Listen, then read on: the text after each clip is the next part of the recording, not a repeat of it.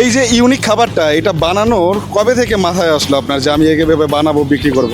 আচ্ছা, আমি মূলত প্রথমত একটা সফটওয়্যার কোম্পানিতে কল সেন্টারে আর কি চাকরি করতাম।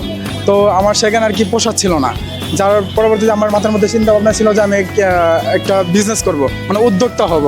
তো এই চিন্তাধারা থেকে হঠাৎ আমি একদিন ফেসবুক চালাচ্ছিলাম, তারপর দেখলাম যে আমার সামনে একটা ভিডিও আসলো আপনার থাইল্যান্ডের একটা জুস বারের, যোগো নামে একটা জুস বার আছে, তাদের একটা ভিডিও আসলো। দেখলাম যে তারা গ্লাসটাকে সুন্দর করে ডেকোরেট করে বোতলের মধ্যে ইনপুট করে তারা জুসটা বিক্রি করছে, আর তাদের মানে খুবই জনপ্রিয়।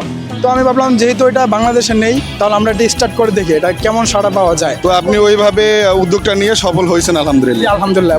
সেল কেমন হয় প্রতিদিন, কত হয়? পার ডে আপনার এখন 10 থেকে 15 হাজার টাকা আলহামদুলিল্লাহ সেল আছে।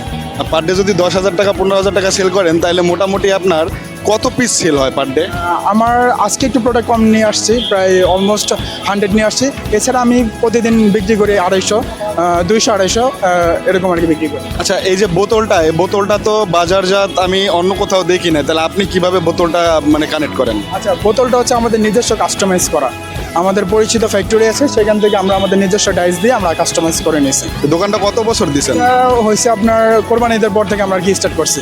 আপনি একাই এটার উদ্যোক্তা? এটা আমার উদ্যোক্তা, আমার আরও 2টা ফ্রেন্ড আছে, ওরা আজকে আর কি একজন আর ভার্সিটিতে আছে, আরেকজন সকালবেলা মালগুলো কালেক্ট করে বাসায় প্রসেসিং করছে, যার কারণে আর কি এখন আসেনি। আচ্ছা, এখানে যেহেতু জুস দেখছি, একটা জুস তো ট্রাই করা যায়, কারণ জুসগুলো একটু ইউনিক লাগছে এবং খাই এবং আপনাদেরকে ট্রাই করে জিনিসটা স্বাদ বলার চেষ্টা করি।